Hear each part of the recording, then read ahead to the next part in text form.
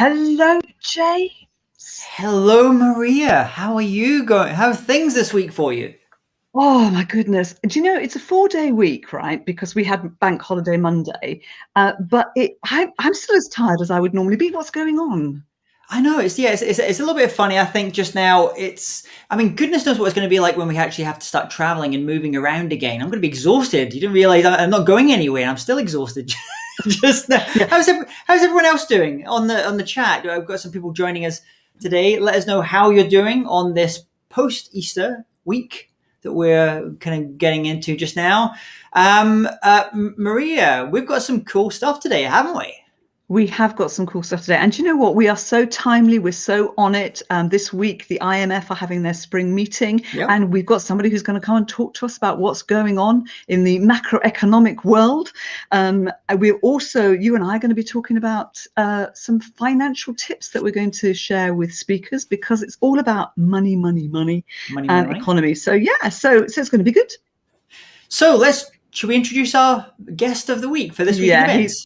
Let's get him out of the green room. Go on. Wonderful.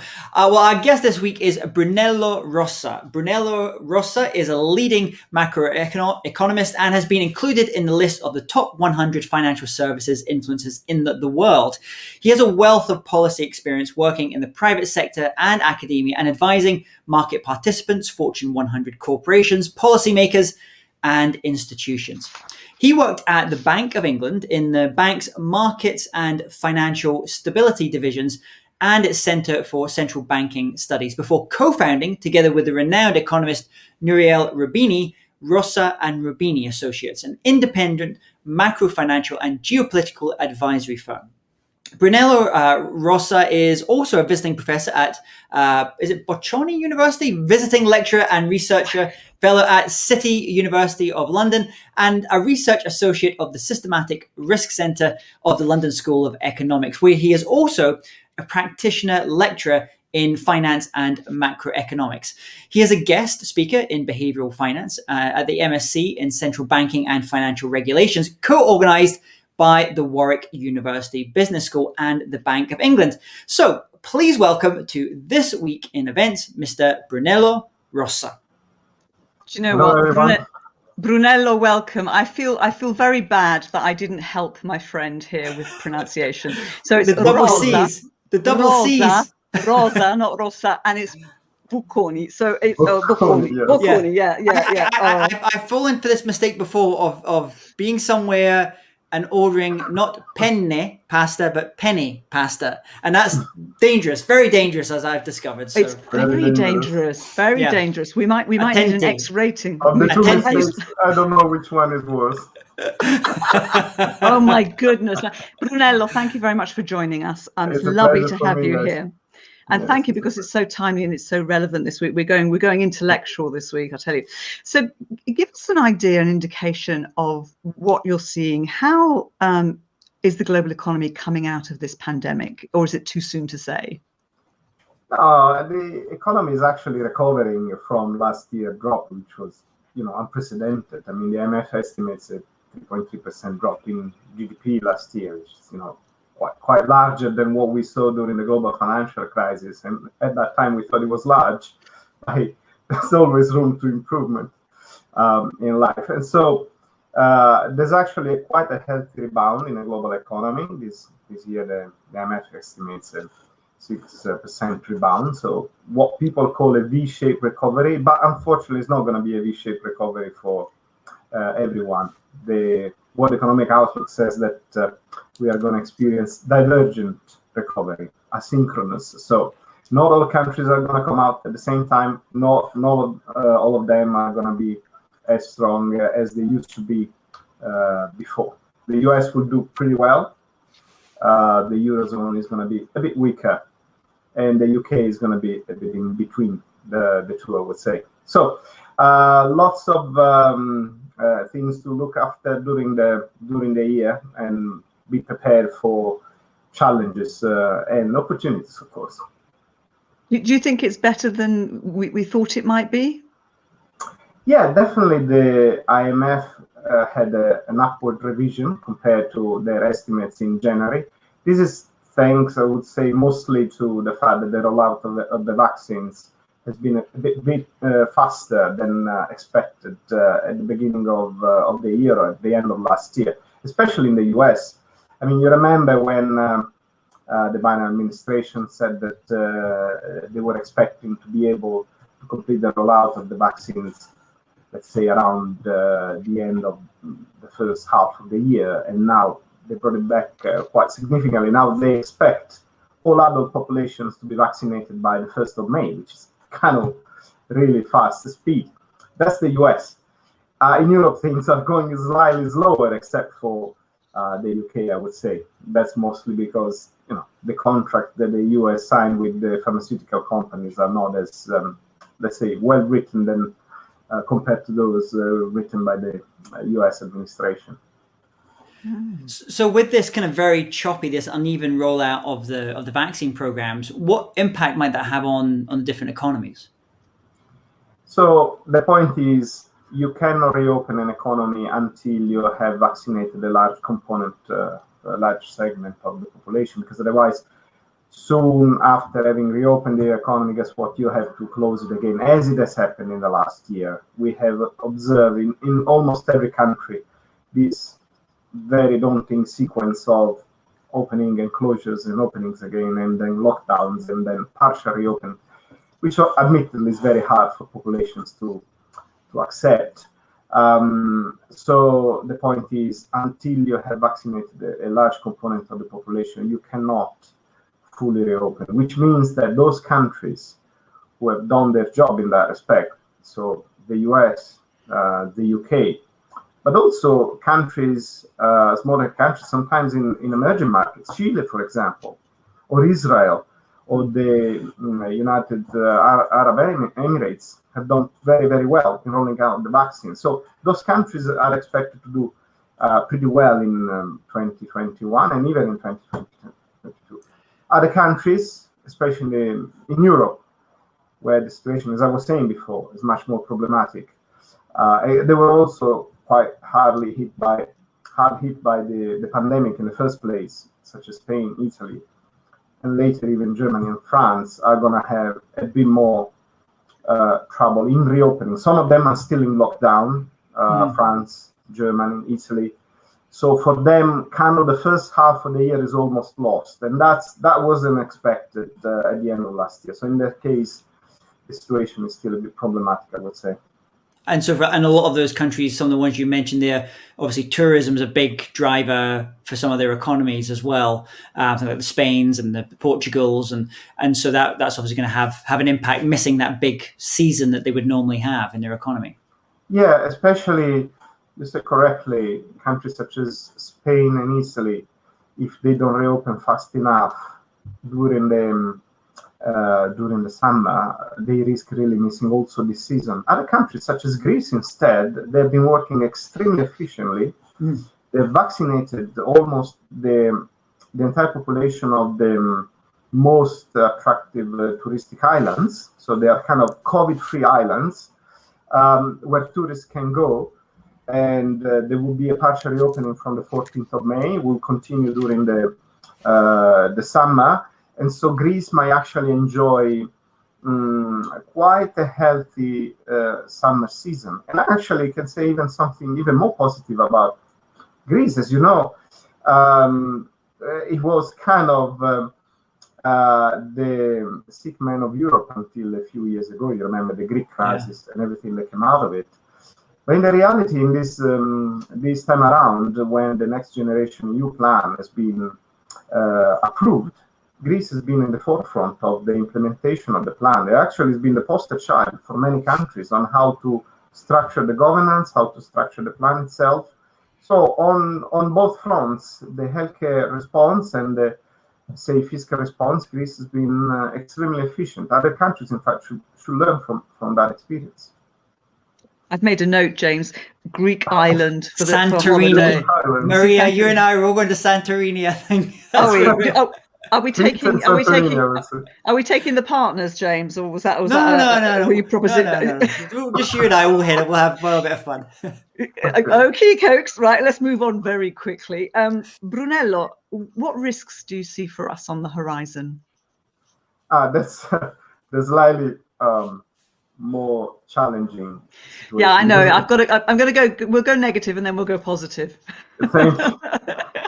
But unfortunately, you can't avoid thinking about the risks because there are some of them on the horizon. I mean, the policy response that was provided, especially in terms of monetary and fiscal, has been massive, of unprecedented scales. We are talking about countries with deficit, like fiscal deficit of 15 to 20%. I mean, these are wartime deficits that you see, and so you can understand the scale of the problem and of the response. Now, as we were saying, if these countries are the US and they are doing well on the vaccines and they are rebounding economically, and they do have the reserve currency of the world, you can afford having a large deficit, a large debt, and still doing pretty well.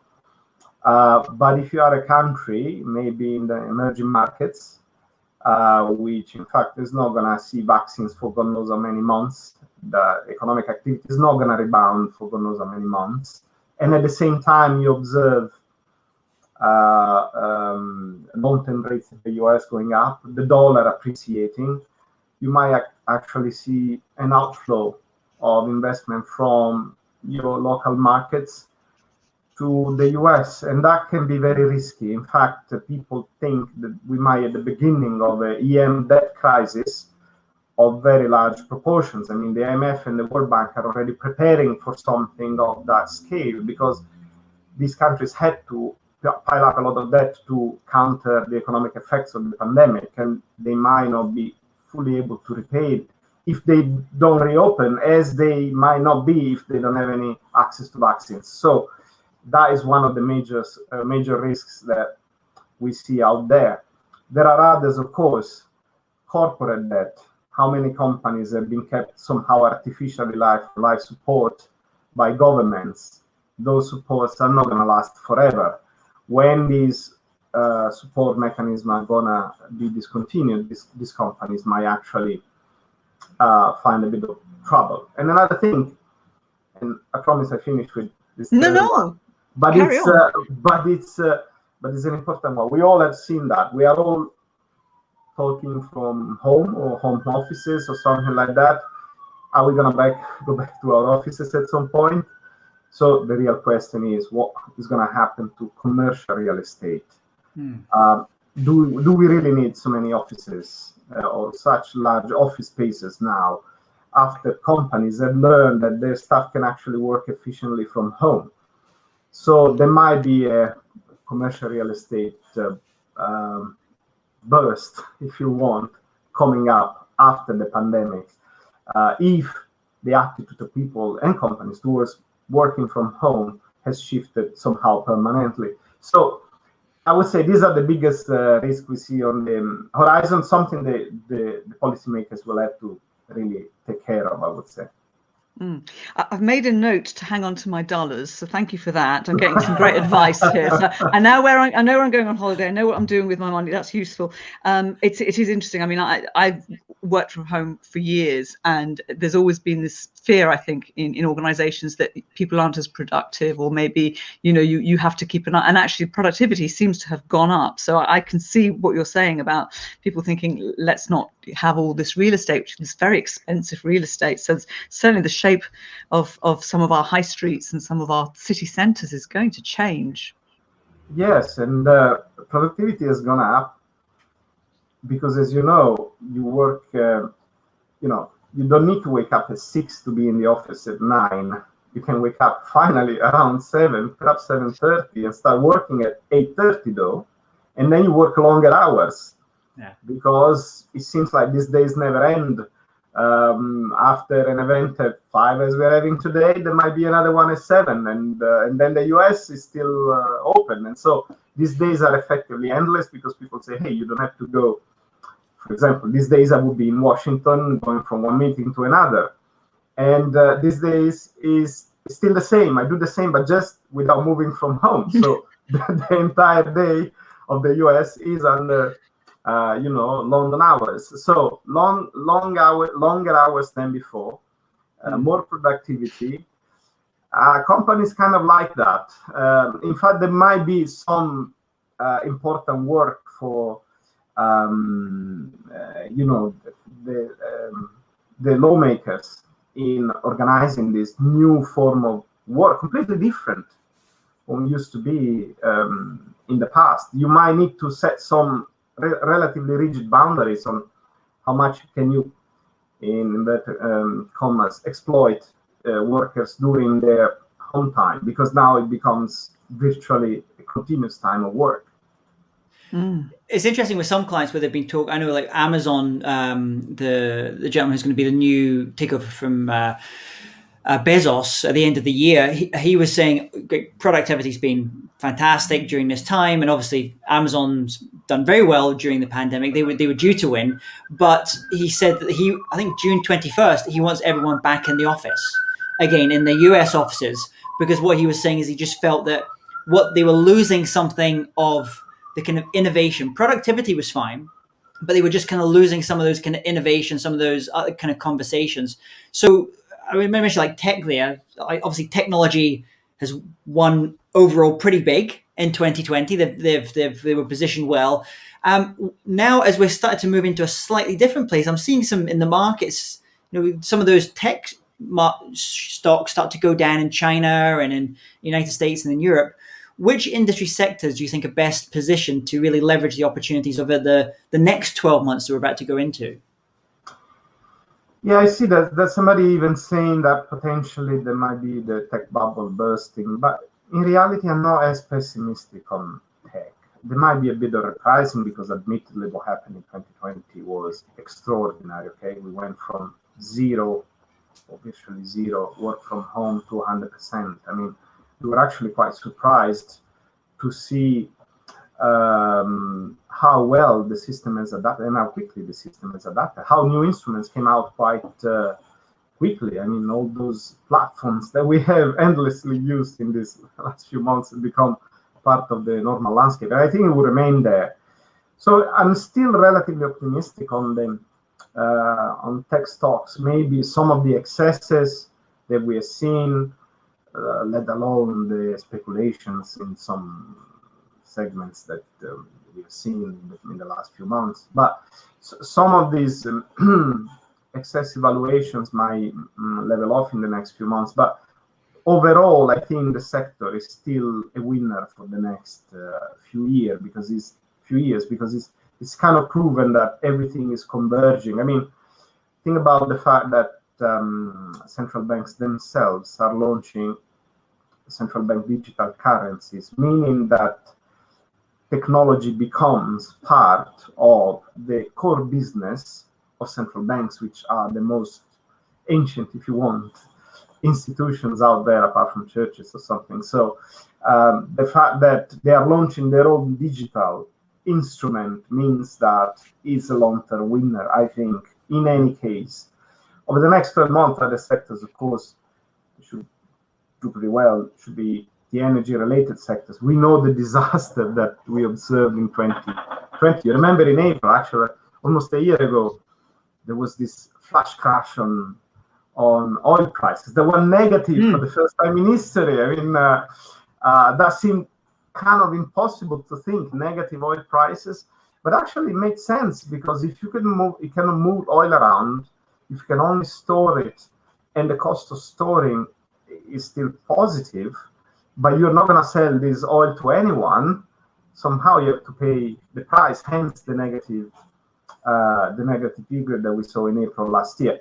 Now, this is not going to happen again. Oil prices have been on the rise for the last few months. They will continue rising, maybe not as much to touch the highs of the last few years, but it's still healthy 60s, 70s is definitely on the cards.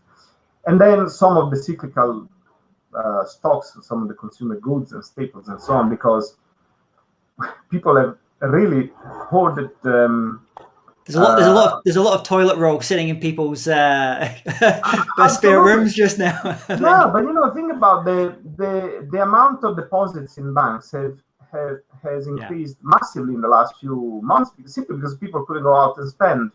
So when the economy will reopen, people will go and spend this money in essential goods that they really were unable to purchase in the last few months. I mean, in the UK, non-essential shops will reopen on the 12th of April, so next Monday, for the first time after almost 3 or 4 months. Now, what is non-essential is still something that people have purchased every day for the last few months. We all need a haircut, I think, and so this is right. So, so I think all these kind of consumer goods are going to be benefiting over the next 12 months. Well, fantastic. So talking about haircuts, that you just reminded me, I need to get that haircut eventually. So Brunello, I'd love to know where is the best place for people to go to learn about your speaking, your writing. Obviously, we mentioned you have a pretty amazing pairing with other famous economists as well. Where's the best place for people to go and find out about that? So if people want to see what we write, there's our website, rosenlubiniassociate.com, and you can find all our production there. If you want to know about my broader activities, the one that you mentioned very kindly before, also the academic activity, the policy advisory, and so on, there's my own website, brunellorosa.com, where people can find all information about what I've been doing in the last few years. And then, of course, we got the Speakers Bureau that will help me speaking around the globe, hopefully as soon as we can take a plane again and travel as we were used to. Fantastic. Well, Brunello, thank you so much for coming on today. Maria, was there anything you wanted to finish up with, apart from like the haircut thing? And I know you and I, this is kind of what we speak about. So we compare hairstyles. I mean, I've actually tamed mine today because I just could not leave it loose. Brunello, all that remains to say is grazie mille. Proprio un piacere. Okay, go on, James, do a bit of Italian. Oh no, I can't. Grazie mille. That's very, I don't know how to pronounce Rosa. I need to improve it. Fantastic. Thank you, Brunello Rosa. Thank you so much. So we're going to take a moment to thank our sponsor today. Brunello mentioned there about a bureau. Where could you possibly find someone like Brunello if you want to bring him in to speak to your group or do some executive briefing? You can go and do that probably at London Speaker Bureau. London Speaker Bureau is a global resource for corporations and governments for keynote speakers, executive learning masterclasses, and boardroom advisors like Brunello there, representing some of the most influential business leaders and politicians in the world. If you need help in choosing a speaker for your next event, go to londonspeakerbureau.com. There you go. You do that so well, James. You do that so well. Thank you. That was like a masterclass, wasn't it? It was fantastic. That really was. Making lots of notes. So we're going from what was everyone hoped was a V recovery. We're kind of looking at a K-shaped recovery. It's kind of what I was taking from that. It's not going to be very even, that recovery. It's the hokey cokey. Do you know what? If I had a lecturer as fun and interesting as Brunello when I was doing economics, I would have turned up. Anyway, that's another subject. So we're gonna share some tips. We're gonna share some tips today, and today we're talking about tips to help speakers with regards to their economy. And here we're talking about their finances, aren't we? Which is a very important subject. Hopefully, they've been saving some money because you can't spend it, but of course they might have had a lower income, so that's not so good. What's your tip around finances? Well, mine's is a very unsexy tip when it comes to money. I could see really at the end of 2019, because you and I, we go to a lot of and Brunello, we speak a lot. This is maybe some similar events, and you're in some of those rooms sometimes with very senior people, economists, and they're talking, they're saying some of the things you're thinking, oh, okay.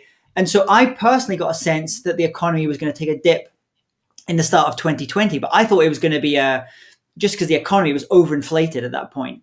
And it wasn't that. Obviously, it was a pandemic. But just before the pandemic hit, we liquidated a whole bunch of equity and other stocks and other things. And for the first time ever, we decided to have 50% of our net assets in cash, which I wouldn't advise. I'm not a financial advisor. Don't take financial advice from me. But it was interesting kind of going in and going through this whole pandemic, having such a high percentage of assets in cash. It definitely made me sleep a lot better. I felt a lot better about it. It's probably not the smartest thing to be doing now as we start to come out of an economy. So kind of looking for opportunities. But for me, I think it's just that, the cash is king is quite a boring kind of phrase. But I think especially as we start to go out, there will be lots of opportunities. So I'm quite excited about some of the things that are going to be coming up. So that's just make sure you've got that buffer there for cash. I've made a couple of notes there, James. I've noted that you're cash rich, so therefore the drinks are on you when the pub's open. So that's excellent. Well, we're going to Santorini there, aren't we? We're going to Greece. That's right, Santorini. Okay, so Santorini's on you, and then the other thing, actually, I might have an investment for you that if you're interested, related to your old industry. It's very exciting. I won't say any more. Shh. So now my tip, actually, I want to recommend a book, and it's a book. I wish I'd had it when I started my business. I really do, because it changed my business forever. And it's a book. It's called Profit First, but I can never pronounce the surname, by Mike Michalowicz. If it was Italian, I could do it. Absolutely brilliant. And when I bought this, I actually sent a copy to my accountant as well, so that he understood what I was trying to do. And in the UK, I don't know if it's the same all over the world, but in the UK, we have our turnover, and then we take all of our expenses and our running costs away, and then we end up with our net profit. What he's saying is, take your profit out first. So whenever you get any money in, if your profit last year, your net profit was 10%, and you want to make 12.5% this year, want to increase it, take the 12.5% or whatever the actual number is, because it doesn't work out that way, because you've got to work out for tax and so you work out your numbers, take it out and put it in an account that you can't touch. Yeah. And it's much more complicated than that, because he advises you to have lots of different accounts, to have an account for your taxes and your operating expenses accounts. And it does get more complicated, but that's the simple terms. And you know what? It really helped me, because I used to see all this money coming in, and I always used to take the speaker fee out, obviously, and put it into the speaker's account, but you're still left with a generous amount of money, and you're thinking, oh, I'll get my new computer, oh, I'll invest in a new website, oh, I'll do this, I'll do that and the other. And now, of course, you take the profit you want to have first, you take your tax out, etc., and you end up, you think, oh, I better make some more money. So, Maria, is that the book that, because I know there's that phrase of pay yourself first, always pay yourself first. Did that come from Mike's book, or is it more focused on just having those separate little pockets that you can put profit into? I mean, he does encourage you to pay yourself, and you should in your own business, because if your business doesn't pay you, it's a bit of a problem, really, if it can't support you. But no, it's just a different way. It's turning it on its head, and it's a different way of looking at it. Highly recommend it. And you know me, I love books, but it's definitely a really interesting take on profit. And my accountant said to me after the first year I used it, he said, it's worked. Fantastic. Well, we're gonna have a link to that book here as well. So if people go to thisweekinevents.com, and just enter your information there, then you can find the link for that book. You can also find the links that Brunello was speaking about earlier on there as well. There might even be something about Maria, you and I, and what we're kind of doing. We could do that. Yeah, we could put some stuff there as well. So just head over to This Week in Events, and you're going to find all of that there. So it's been quiet on comments today. It has. Still on Easter holidays, or did we just blow their brains? Maybe I think we were maybe too highfalutin for them this week. I think we have a very bright audience, so I think we have a smart. Okay, guys, I said you were smart. I know what's going to happen. We're going to get so many messages afterwards saying, "Oh, I didn't think about it." But it's funny, because money, especially, I know we have a lot of people from the UK. People don't like talking about money publicly. There's a little bit of a cultural thing going on, being public about money. So so maybe we might get a few messages afterwards privately about things. So great, Maria. I think that's us for this week. Yeah, and actually, I'm going to share who we've got next week because we haven't been doing. I think we'll do that because we haven't been doing that. Yeah. So next week we have got two of my favorite people. We've got Bill Caskey and Brian Neal. Mm-hmm. They are the hosts of the Advanced Selling Podcast, the longest-running sales podcast in podcast history. That's how they open. 14 years of podcasting. You and I know what that means in terms of work, but they are absolute experts on sales, and we're going to talk about, I want to talk to them about, you know, how selling has changed now that we're selling virtually, because it is different, and what we need to be doing, and get some of their advice and tips. So we've got two guests next week, all the way from America. So that'd be fun. Well, that's a good point. So if anyone's watching this just now and you're not already subscribed, wherever you're watching it, like let's say if you might be on a YouTube channel watching it on YouTube, make sure you click that subscribe and the notification bell. If you're watching on LinkedIn, make sure that you follow Maria, or if it's me, follow me, because that way you'll be notified when that episode is going live. So I'm excited. That's a cool episode. I like the sound of that one. Fantastic. Well, listen, all that's left to say is to say goodbye, have a lovely evening, and keep eating your chocolate Easter eggs.